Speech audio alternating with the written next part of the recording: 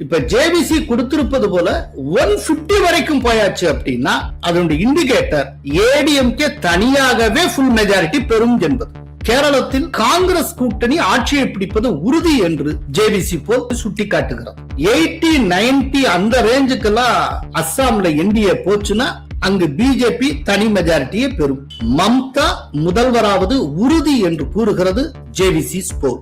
என்னுடைய கருத்து கணிப்பு முடிவுகளை நான் மாற்றிக்கொள்ள மாட்டேன் அப்படிங்கிற கடைசியில டைம்ஸ் நவுல அவருக்கு வாய்ப்பளிக்கப்படவில்லை. கோலஹலாஸ் டிவி யூடியூப் சேனல், இது வாய்மையின் எக்காலம்.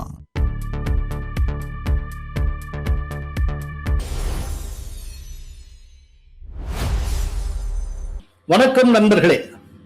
தமிழகம் உள்ளிட்ட 5 மாநில தேர்தல்களுக்கான ஜேவிசி ஸ்போல் கருத்து கணிப்புகள் வெளியாகிவிட்டன. நேற்று ஏப்ரல் 7ஆம் தேதி மாலை தன்னுடைய எக்ஸ் பக்கத்தில் கருத்து கணிப்பு முடிவுகளை வெளியிட்டார் ஜேவிசி ஸ்ரீராம். அவரது கருத்து கணிப்பு ட்ரெண்டிங்கில் டாப் நம்பர் 1 இருந்தது. டைம்ஸ் நவ்வில் கருத்து கணிப்புகளை வெளியிடாமல் எக்ஸ் பக்கத்தில் ஜேவிசி ஸ்ரீராம் வெளியிட்டமைக்கு சுட சுட காரணங்கள் உண்டு. அவற்றை பிறகு பார்க்கலாம். முதலில் தமிழக தேர்தல் பற்றிய கருத்து கணிப்புக்கு வருவோம். தமிழ்நாட்டில் இருக்கிற மொத்த தொகுதிகள் எண்ணிக்கை 234. மெஜாரிட்டிக்கு தேவை 118. ஜேவிசி கருத்து கணிப்புடைய சாம்பிள் சைஸ் 2,30,729. ரொம்ப ஒரு பிரம்மாண்டமான சாம்பிள் சைஸோட ஜேவிசி ஸ்ரீராம் தன்னுடைய கருத்து கணிப்பை வழங்கி இருக்கிறார். இப்ப நேரடியா கருத்து கணிப்பினுடைய முடிவுக்கு வருவோம். டிஎம்கே அதாவது டிஎம்கே கூட்டணிக்கு 36.1 முதல் 38.5% வரை வாக்குகள் கிடைக்கும். சீட்டுன்னு பார்த்தா டிஎம்கே கூட்டணிக்கு 80 முதல் 101 தொகுதிகள் வரை கிடைக்கும். அதிமுக கூட்டணி, அந்த கூட்டணிக்கு 40.1 முதல் 41.2% வரை வாக்குகள் கிடைக்கும். தொகுதிகள் என்று பார்த்தால் அதிமுக கூட்டணிக்கு 131 முதல் 150 சீட்டுகள் வரை கிடைக்கும். தவிகவுக்கு 15.2 முதல் 16.1% வரை வாக்குகளும் 2 முதல் 4 தொகுதிகள் வரையும் கிடைக்கும். நாம் தமிழர் கட்சி, அதாவது சீமான் தலைமையிலான நாம் தமிழர் கட்சிக்கு அதிகபட்சமாக 4.5% வாக்குகள் கிடைக்கும். ஆனால் எந்த தொகுதியிலும் ஜெயிக்க வாய்ப்பில்லை. அதர்ஸுக்கு 2 முதல் 2.1% வரை கிடைக்கும். எந்த தொகுதியிலும் ஜெயிக்க வாய்ப்பில்லை. இதுதான் தமிழகம் பற்றிய மிக முக்கியமான கருத்து கணிப்பு. இதுல அவர் சொல்லி இருக்கிறதுல ரொம்ப ரொம்ப முக்கியமான டேக்அவே என்ன அப்படின்னா, ஏடிஎம்கே கூட்டணிக்கு 131 இருந்து 150 சீட்டு வரை கிடைக்கும் அப்படிங்கிறதா. சோ இந்த கருத்து கணிப்பினுடைய பாட்டம் லைன் 131, அப்பர் லிமிட் அப்படிங்கிறது 150. சோ இந்த பாட்டம் லைனே மெஜாரிட்டிக்கு மேலதான் ஆரம்பமாகிறது. 118 மெஜாரிட்டி. ஆனால் இந்த கூட்டணியோட குறைந்தபட்ச அளவே 131. சோ குறைந்தபட்ச அளவே 131. இந்த கூட்டணிக்கு மெஜாரிட்டி என்பது உறுதி. என்டிஏவுக்கு மெஜாரிட்டி கிடைப்பது உறுதி. இது ஃபர்ஸ்ட் டேக் அவே. ஆனா அப்பர் லிமிட் 150 கொடுக்கிறார். இப்ப ஜேவிசி கொடுத்திருப்பது போல 150 வரைக்கும் போயாச்சு அப்படின்னா அதனுடைய இண்டிகேட்டர் ஏடிஎம்கே தனியாகவே ஃபுல் மெஜாரிட்டி பெறும் என்பது. சோ என்டிஏவுக்கு மெஜாரிட்டி திட்டவட்டமாக கிடைக்கும் என்பதும் உறுதி செய்யப்பட்டிருக்கிறது. அதே நேரத்தில் ஏடிஎம்கேக்கு தனி மெஜாரிட்டி கிடைப்பதற்கு வாய்ப்புண்டு என்பதற்கான சாத்தியமும் சுட்டிக்காட்டப்பட்டுள்ளது. இதுதான் ஜேவிசி ஸ்ரீராம் கருத்து கணிப்புடைய முக்கியமான டேக்அவே. அதோட இன்னொன்னு, டிஎம்கே வாக்குகளை பாருங்க. அவங்களுடைய வாக்கு சதவீதம் 36 இருந்து 38. இங்க ஏடிஎம்கே 41 வரைக்கும் வருது. சோ இந்த அப்பர் லிமிட்டை வச்சு பாத்தீங்கன்னா கிட்டத்தட்ட டிஎம்கேக்கு ஏடிஎம்கே இடையில 3% வாக்குகள் டிஃபரன்ஸ் இருக்கு. லோயர் லிமிட்டுக்கும் அப்பர் லிமிட்டுக்கு இடையில பாத்தீங்கன்னா கிட்டத்தட்ட 5% வாக்கு டிஃபரன்ஸ் இருக்கு. பொதுவா சில தேர்தல்ல 1% வாக்கு ஸ்விங் ஆனால் கூட மொத்தமும் மாறி போகும். இங்க ஒரு 3%ல இருந்து 5% வரைக்கும் ஏடிஎம்கே கூட்டணிக்கும் டிஎம்கே கூட்டணிக்கும் இடையில் வித்தியாசம் இருக்கும் என்பது சுட்டிக்காட்டப்பட்டிருக்கிறது.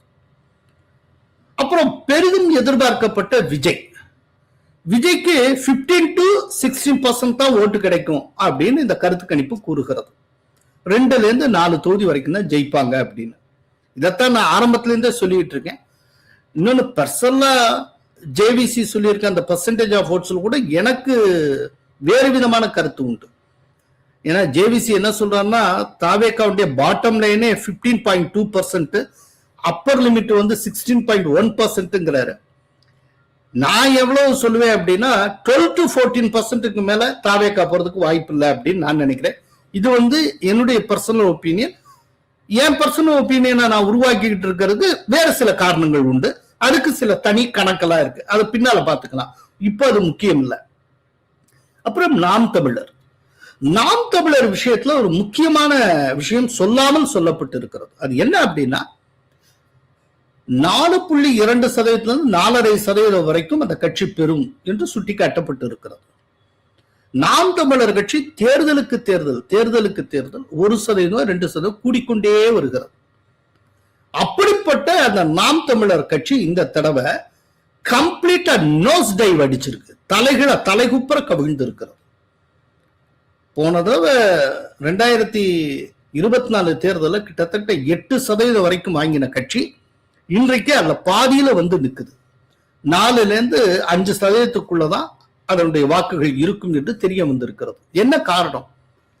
இந்த நாம் தமிழர் கட்சிக்கு போகக்கூடிய ஃபர்ஸ்ட் டைம் ஓட்டர்ஸ் அப்படியே விஜய் அள்ளி கொண்டு போகிறார். அப்படின்னா விஜய் வந்து யாருக்கு ஸ்பாய்லர் ரோல் பிளே பண்றாங்கிறது ரொம்ப தெளிவாக தெரிகிறது. அதிகபட்சமா டிஎம்கே, அதற்கு அடுத்த நிலையில நாம் தமிழர் கட்சிக்கு. அவர் வந்து திருமாவளவனுடைய விடுதலை சிறுத்தைகள் கட்சிக்கும் பெருமளவு சேதத்தை உருவாக்குகிறார். விஜயினால ரொம்ப பாதிக்கப்படுகிற கட்சி திருமாவளவனுடைய விடுதலை சிறுத்தைகள். ஆனால் விடுதலை சிறுத்தைகள் திமுக கூட்டணியில இருக்கின்ற காரணத்தினால அந்த திமுக கூட்டணியோட மொத்த சேதத்துக்குள்ள அதுவும் சேர்ந்து வந்துருது. அதனால அதை தனியா காட்டல. இப்ப தனியா அதை மட்டுமே ஒரு அனாலிசிஸ் எடுத்தா பெருமளவு சேதத்தை திருமாவளவன் சந்திக்கிறார் என்பதை நிரூபிக்க முடியும். அதை திரும்பவும் உணர்ந்து இருக்கிறார். அதனால்தான் அவர் சொன்னார், இந்த 2026 தேர்தலுக்கு பிறகு தமிழக அரசியல பெரும் மாற்றம் நடக்க இருக்கிறது, எனவே நான் காட்டுமன்னார் கோயிலில் போட்டியிடுகிறேன் அவர் சொன்னார்.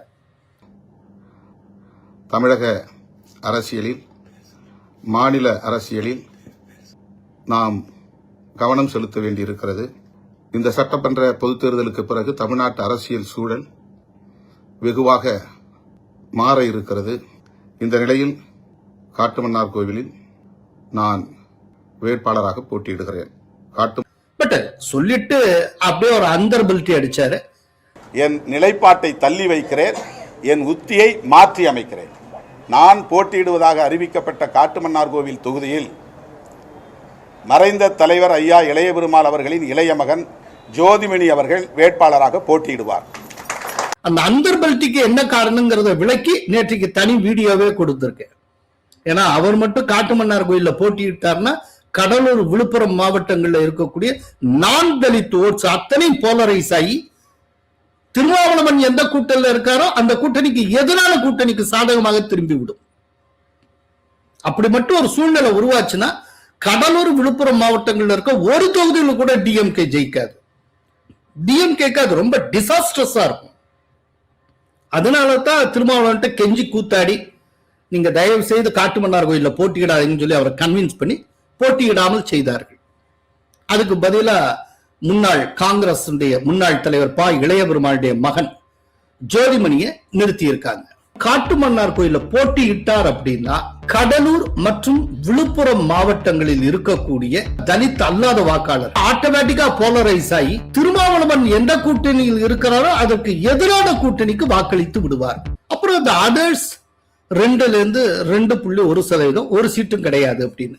இந்த அதர்ஸ்ல இந்த 2% அதர்ஸ் இருக்காங்க. இந்த அதர்ஸ்ல நம்ம பெரியவர் ராமதாஸ், சசிகலா போன்ற மாபெரும் அரசியல் தலைவர்கள்லாம் உள்ள வராங்க. இப்போ தமிழகம் பற்றிய ஜேவிசியினுடைய கருத்து கணிப்பின் சாரத்தை பார்த்தோம். இந்த கருத்து கணிப்பு நேற்றைக்கு மாலை வெளியான உடனேயே கொஞ்ச நேரத்துல பிஜேபியினுடைய அகில இந்திய அமைப்பு செயலாளர் ஆர்கனைசிங் செக்ரட்டரி BL சந்தோஷ் ஒரு ட்வீட் ஒன்று போட்டிருந்தார். அந்த ட்வீட்ல அவர் என்ன சொல்லியிருந்தார்னா, a pollster whose voice was tried to be silenced அப்படின்னு கொடுத்திருந்தார். தமிழ்ல மொழிபெயர்த்தால் ஒடுக்கப்படுவதற்கு இருந்த ஒரு கருத்து கணிப்பாளரின் குரல் அப்படின்னு சொல்லியிருந்தார். அது என்ன ஒடுக்கப்படுவதற்கு இருந்த ஒரு கருத்து கணிப்பாளரின் குரல்னு ஜேவிசியினுடைய போல் தொடர்பா இப்படி ஒரு ரியாக்ஷன் BL சந்தோஷ் ஏன் வெளிப்படும்? அதுக்கு என்ன காரணம்? நான் ஆரம்பத்திலேயே சொல்லியிருந்தேன், இந்த கருத்து கணிப்பை டைம்ஸ் நவுல வெளியிடாமல் அவர் தன்னுடைய எக்ஸ் பக்கத்தில் ஏன் வெளியிட்டார் என்பதற்கு சுட சுட காரணங்கள் உண்டு, அதை பிறகு பார்ப்போம் அப்படின்னு. அதைத்தான் இப்ப பார்க்க போறோம். அந்த சுட சுட காரணங்களை பட்டவர்த்தனமா வெளிப்படையா சொல்லாமல் ஜஸ்ட் அப்படி இண்டிகேட் பண்ணிட்டு போயிருக்கிறார் BL சந்தோஷ். அந்த BL சந்தோஷ் அந்த ஒரு வரிக்கு நான் இப்ப உரை எழுத போறேன். அது என்னங்கிறத பார்க்கலாம். அதாவது ஜேவிசி ஸ்ரீராம் எப்போதும் அவருடைய ஜேவிசி போல் ரிசல்ட்டை டைம்ஸ் நவுல தான் வெளியிடுவார். டைம்ஸ் நவ் அவரிடமிருந்து அவருடைய கருத்து கணிப்புகளை பெற்று அவருடைய பங்கேற்புடன் அதை வெளியிடும். இது வழக்கமாக இருந்தது. அப்படித்தான் டைம்ஸ் நவுல அவர் இதுக்கு முன்னால மகாராஷ்டிரா, பீகார், டெல்லி, சத்தீஸ்கர் இந்த 4 மாநில முடிவுகளையும் வெளியிட்டார். 4 மாநில முடிவுகளும் ரொம்ப துல்லியமாகவும் சரியாகவும் இருந்தன. ஆனா இப்ப என்ன ஆச்சு அப்படின்னா, கொஞ்ச நாளைக்கு முன்னால அவர் இந்த கருத்து கணிப்பை விரிவாக வெளியிட வேண்டிய நேரம், அதாவது நேற்றைக்கு மாலைக்குள் அவர் வெளியிட்டு இருக்கணும். எதுல? டைம்ஸ் நவுல. அதுக்கு 2 நாளைக்கு முன்னால திடீர்னு டைம்ஸ் நவுல இருந்து அவருக்கு கால், உங்களுடைய கருத்து கணிப்பு முடிவுகளை எங்களுக்கு அனுப்பி வையுங்கள், அதனுடைய ஃபிகர்ஸ் நாங்க செக் பண்ணணும். சரி, அனுப்பி வைக்கிறார். பாக்குறாங்க. அப்போ டைம்ஸ் நவ் தரப்புல பேசின ஒரு முக்கியமான அதிகாரி அவர் என்ன சொல்லுகிறார், எல்லாம் கரெக்ட், ஆனால் அந்த ஃபிகர்ஸ் கொஞ்சம் மாத்தி சொல்லணும். நீங்க இந்த கூட்டணி ஜெயிக்கிறதாவும் இந்த கூட்டணி தோற்கும் என்றும் தெளிவா சொல்லியிருக்கீங்க. அதை அப்படியே கொஞ்சம் உல்டாவா மாத்தி அது வேறு விதமாக செய்யணும். ஏன்னா எங்களுக்கு பயங்கரமான ஒரு பிரஷர் இருக்கு அப்படின்னு டைம்ஸ் நவ் வலியுறுத்தியது. ஆனா ஜேவிசி அந்த இடத்துல ரொம்ப நேர்மையாக நடந்து கொண்டார். அவர் என்னுடைய கருத்து கணிப்பு முடிவுகளை நான் மாற்றிக்கொள்ள மாட்டேன். ஏன்னா களத்துல என்ன கண்டேனோ அதைத்தான் நான் சொல்லியிருக்கேன். நான் யாருக்கும் சாதகமாகவும் சொல்ல பாதகமாகவும் சொல்லாத. இப்ப வெஸ்ட் பெங்கால் ப்ரிடிக்ஷன் நான் கொடுத்திருக்கேன். அதுல பிஜேபி ஆட்சி அமைக்காதுன்னு தான் நான் சொல்லியிருக்கேன். ஏன்னா அங்க இருக்கிற கலை யதார்த்தம் அது. அதே போல இங்க என்ன கலை யதார்த்தமோ அதைத்தான் நான் சொல்ல முடியும். எனவே நான் மாற்றிக்கொள்ள முடியாது அப்படிங்கிற. சோ வேற வழியே இல்லை. கடைசி வரைக்கும் அவங்களும் பிடி கொடுக்கல. கடைசியில டைம்ஸ் நவுல அவருக்கு வாய்ப்பளிக்கப்படவில்லை. நேற்றைக்கு டைம்ஸ் நவுல வெளிவந்திருக்க வேண்டிய ஜேவிசி ஸ்போன் வெளிவரவில்லை. இது ஒரு பக்கம். இன்னொரு பக்கம் அவர் வேற ஒரு பிரபலமான சேனலுக்கு முயற்சி செய்கிறார். அவங்க வேறு விதமான ஒரு முன்னிபந்தனைய முன்வைக்கிறாங்க. இன்னொரு மாநிலத்தினுடைய இவருடைய கருத்து கணிப்பை சுட்டி காட்டி அந்த கருத்து கணிப்புல நீங்க ஒரு மாற்றம் செய்யணும் அப்படின்னு சொல்றாங்க. அதை அவர் ஏற்கவில்லை. என்னுடைய ஃபிகர்ஸ்ல நான் எந்த மாற்றமும் செய்ய மாட்டேன். இதை ஏற்றுக்கொண்டால் உங்கள் தொலைக்காட்சிக்கு நான் என்னுடைய கருத்து கணிப்புகளை வழங்குகிறேன், இல்லாவிட்டால் விட்டுருங்க. சோ ரொம்ப பிரபலமான அந்த ஆங்கில தொலைக்காட்சியிலும் ஜேவிசி இடம்பெறவில்லை. இப்படிப்பட்ட சூழ்நிலையில நேற்றைக்கு 5 மணிக்குள் கருத்து கணிப்புகளை வெளியிட்டாக வேண்டிய கட்டாயம் வேறு. என்னன்னா 9ஆம் தேதி தேர்தல் நடக்கக்கூடிய மாநிலங்களுக்கான கருத்து கணிப்புகள் 7ஆம் தேதி மாலை 5 மணிக்குள் வெளியிட்டாக வேண்டும். அதுக்கு மேல போச்சுன்னா இந்த கருத்து கணிப்புல வெளியிட முடியாது. ஏன்னா அவருடைய கருத்து கணிப்புகள் அஸ்ஸாம், கேரளம் இதெல்லாம் வேற இருக்கு. அப்போ அவர் எடுத்த முடிவு தன்னுடைய சொந்த எக்ஸ் பக்கத்திலேயே இதை வெளியிட்டு விடுவது. இனிமேலும் இந்த ஆங்கில தொலைக்காட்சிகளுக்காக நாம் வெயிட் பண்ணி கொண்டிருக்க கூடாது அப்படின்னு சொல்லி அவர் முடிவெடுக்கிறார். அதன்படி அவர் நேற்றைக்கு மாலை தன்னுடைய எக்ஸ் பக்கத்தில் தன்னுடைய கருத்து கணிப்பு முடிவுகளை வெளியிட்டார். ஆனால் வெளியிட்டது ரொம்ப நல்லதா போச்சு. அது பெருமளவு பார்வையாளர்களை ஈர்த்து இருக்கிறது. அது வெளியிட்டது முதலாகவே ட்ரெண்டிங்ல நம்பர் 1ஆக இருந்தது. இதெல்லாம் பாராட்டுதலுக்குரியது. இது நேயர்களுடைய புரிதலுக்காக இந்த விஷயத்தை நான் ஜேவிசி பெர்மிஷனோட அம்பலப்படுத்துறேன். இவை எல்லாமே ஜேவிசி என்னிடம் பகிர்ந்து கொண்டவை. ஆல்ரெடி BL சந்தோஷ் சட்ல அம்பலப்படுத்தினா, நான் ரொம்ப வெளிப்படையா அம்பலப்படுத்தேன். இவ்வளவுதான் விஷயம். அடுத்த மாநிலம் மிகச்சிறிய சிட்டி ஸ்டேட்டான புதுச்சேரி. புதுச்சேரியில மொத்தமுள்ள தொகுதிகள் 30, மெஜாரிட்டிக்கு தேவை 16. இந்த புதுச்சேரியினுடைய சாம்பிள் சைஸ் 4586. இதுல பிஜேபியும் உள்ளடக்கிய ரெங்கசாமி அவர்கள் தலைமையிலான என்டிஏவுக்கு 40.2 முதல் 42.2 வரை வாக்குகள் கிடைக்கும். தொகுதியின் பார்த்தா 15 முதல் 18 சீட்டு வரைக்கும் கிடைக்கும் என்று ஜேவிசி ஸ்போல் நமக்கு சுட்டி காட்டுகிறது. சோ என்டிஏ மெஜாரிட்டி பெறுவது உறுதி. அதற்கு அடுத்தது மதசார்பற்ற முற்போக்கு கூட்டணி. அந்த கூட்டணிக்கு, அதாவது டிஎம்கே தலைமையிலான மதசார்பற்ற முற்போக்கு கூட்டணிக்கு 37.2% முதல் 38.4% வரை வாக்குகளும் 10 முதல் 12 தொகுதிகளும் கிடைக்கும் என்று இந்த கருத்து கணிப்பு கூறுகிறது. விஜயனுடைய தமிழக வெற்றி கழகத்துக்கு 10லிருந்து 11% வாக்குகளும் 1 முதல் 2 தொகுதிகளும் கிடைக்கும். மற்றவர்களுக்கும் 10.2% வாக்குகள் முதல் 10.4% வாக்குகள் வரையும், அதே நேரத்தில் 1 முதல் 2 தொகுதிகள் வரையும் கிடைக்கும் என்று ஜேவிசி ஸ்போல் கருத்து கணிப்பு கூறுகிறது. சோ தமிழகத்துல எடப்பாடியாரும் புதுச்சேரியில ரங்கசாமி அவர்களும் முதல்வராக போவது உறுதி என்பதை ஜேவிசி போல் தெள்ள தெளிவாக சுட்டிக்காட்டுகிறது. அதற்கு அடுத்தது எல்லோரும் ஆர்வமாக எதிர்பார்க்கிற கேரளம். கேரளத்தில் மொத்தம் 140 தொகுதிகள், மெஜாரிட்டிக்கு தேவை 71. கேரளத்துல ஜேவிசி போலுடைய சாம்பிள் சைஸ் 57,209. இதுல மார்க்சிஸ்ட் கம்யூனிஸ்ட் கட்சி தலைமையிலான இடதுசாரி கூட்டணிக்கு 37.2 முதல் 40.6% வாக்குகள் கிடைக்கும் என்று கருத்து கணிப்பு கூறுகிறது. அதே நேரத்தில் இடதுசாரி கூட்டணிக்கு 52 முதல் 62 தொகுதிகள் வரை கிடைக்கும் என்று கூறுகிறது. சோ பினராயி விஜயனுக்கு மெஜாரிட்டி கிடைக்காது என்று ஜேவிசி போல் அடித்து கூறுகிறது. காங்கிரஸ் தலைமையிலான ஐக்கிய ஜனநாயக முன்னணிக்கு 41.42.6% வரை வாக்குகளும் 72 முதல் 85 தொகுதிகள் வரையும் கிடைக்கும் என்று ஜேவிசி போல் கூறுகிறது. சோ மெஜாரிட்டிக்கு தேவை 71. ஆனால் காங்கிரஸ் கூட்டணியுடைய பாட்டம் லைனே 72, அப்பர் லிமிட் 85. அதனால காங்கிரஸ் கூட்டணி ஆட்சியை பிடிப்பது உறுதி என்று ஜேவிசி போல் திட்டவட்டமாக சுட்டிக்காட்டுகிறது. அதுக்கப்புறம் பிஜேபி தலைமையிலான என்டிஏவுக்கு 15.8 முதல் 18% வரை வாக்குகளும் 3 முதல் 6 தொகுதிகள் வரையும் கிடைக்கும் என்று ஜேவிசி போல் கூறுகிறது. இது ரொம்ப ரொம்ப முக்கியமான விஷயம். என்னன்னா, எல்லாரும் பிஜேபிக்கு கிடைக்கும்னு எதிர்பார்க்கிறது திருவனந்தபுரம் தொகுதியும் பாலக்காட்டையும் தான். இந்த 2 தொகுதிக்கு மேல பெரிய எக்ஸ்பெக்டேஷன் இல்லை. ஆனால் வாக்குகள் பிரமாதமாக இருக்கும், வாக்கு சதவிகிதம் சிறப்பாக இருக்கும் என்று எதிர்பார்க்கப்பட்ட சூழ்நிலையில ஜேவிசி ஸ்ரீராம் என்ன சொல்லியிருக்கிறார், 3 முதல் 6 தொகுதிகள் வரை பிஜேபி ஜெயிக்கும் என்று கூறியிருக்கிறார். கேரளத்துல பிஜேபி 3 தொகுதி ஜெயிச்சாலே அது வரலாறு. அது எதிர்காலத்தில் நடக்க போகிற மிகப்பெரிய மாற்றத்துக்கான சமிக்கை அப்படின்னு எடுத்துக்கணும். ரொம்ப ரீசெண்டா ராஜீவ் சந்திரசேகர் கேரள மாநிலத்தினுடைய பிஜேபி தலைவர் பிரணாய் ராய்ட்ட ஒரு இன்டர்வியூ கொடுத்திருந்தார். அப்ப ரொம்ப முக்கியமான விஷயம், ரொம்ப நுட்பமான ஒரு விஷயத்தை அவர் சுட்டி காட்டியிருந்தார். 2014 தேர்தல் எப்படி தேசிய அளவில் மிக முக்கியத்துவம் வாய்ந்த தேர்தலோ அதே போல இந்த 2026 தேர்தல் கேரளத்துக்கு மிக முக்கியமான தேர்தல். அதிலும் குறிப்பாக பிஜேபியை பொறுத்தவரை இது மிக மிக முக்கியமான மாற்றத்துக்கான தேர்தல் என்று நாங்கள் பார்க்கிறோம் என்று ராஜீவ் சந்திரசேகர் குறிப்பிட்டிருந்தார். சோ அவர் சொன்னது நிரூபணமாகும் போல தெரிகிறது. அதுக்கப்புறம் கேரளத்துல அதர்ஸுக்கு 1.2% இருந்து 2.6 வரைக்கும் கொடுத்திருக்கார். பட் எந்த தொகுதியும் கிடைக்காது. சரி, இதற்கு அடுத்தது அஸ்ஸாமுக்கு போவோம்.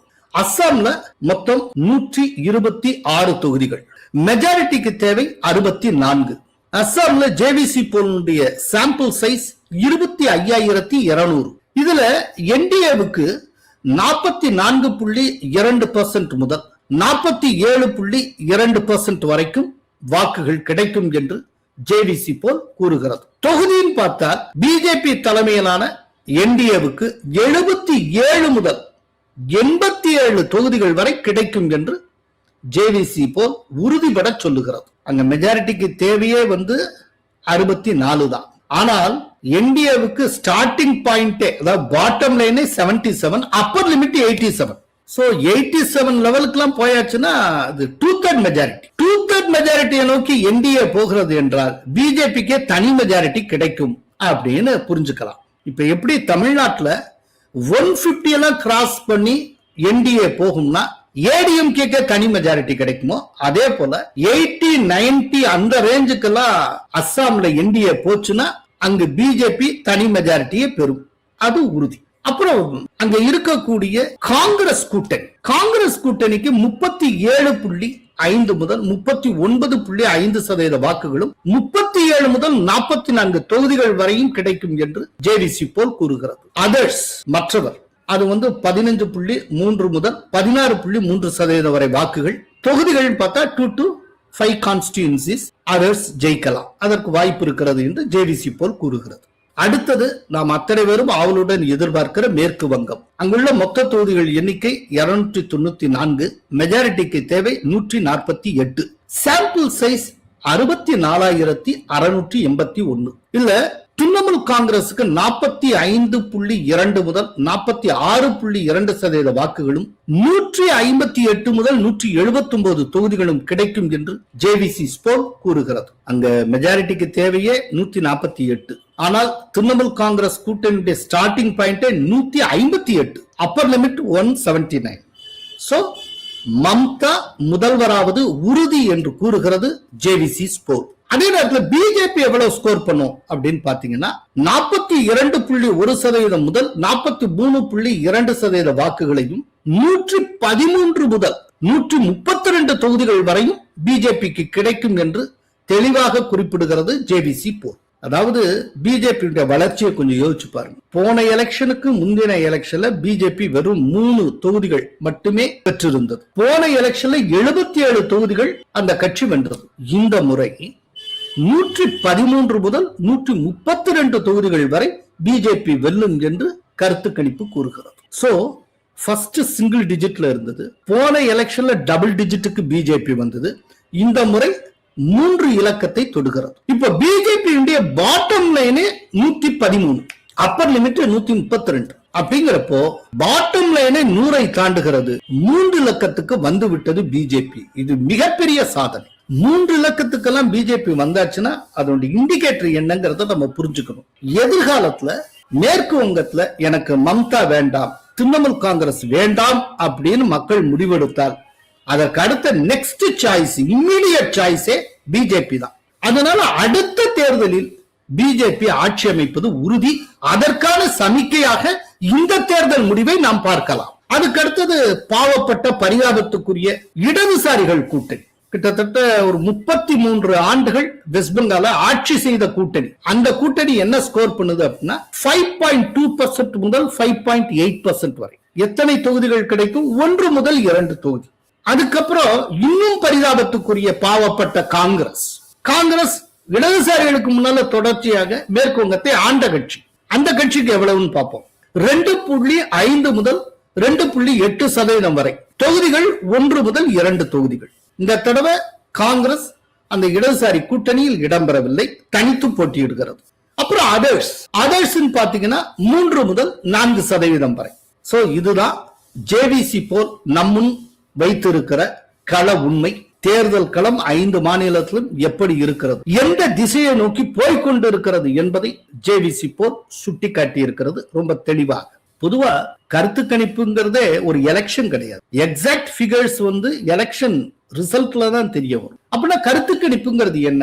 அது ட்ரெண்ட் இப்படி இருக்கு, இந்த விதமா தான் களம் மூவ் ஆயிட்டு இருக்கு அப்படிங்கறத சுட்டி காட்டுகிற ஒரு சமிக்கை. இப்ப பாருங்க, தமிழகத்தை பொறுத்தளவுல அந்த சமிக்கையே அப்பர் லிமிட் 150 வரைக்கும் வருதுன்னா, இதே ட்ரெண்ட் அப்படியே மெயின்டைன் ஆச்சுன்னா அநேகமா என்டிஏ கூட்டணி 170 வரை போவதற்கு வாய்ப்பு உண்டு. மிக பிரம்மாண்டமான வெற்றியை தமிழகத்தில் அதிமுக கூட்டணி பெறும் என்பதில் ஐயமில்லை. அதுதான் ஜேவிசி போல் நமக்கு சொல்லுகிற முக்கியமான மெசேஜ். நன்றி, வணக்கம். கோலஹலாஸ் டிவி யூடியூப் சேனல், இது வாய்மையின் எக்காலம்.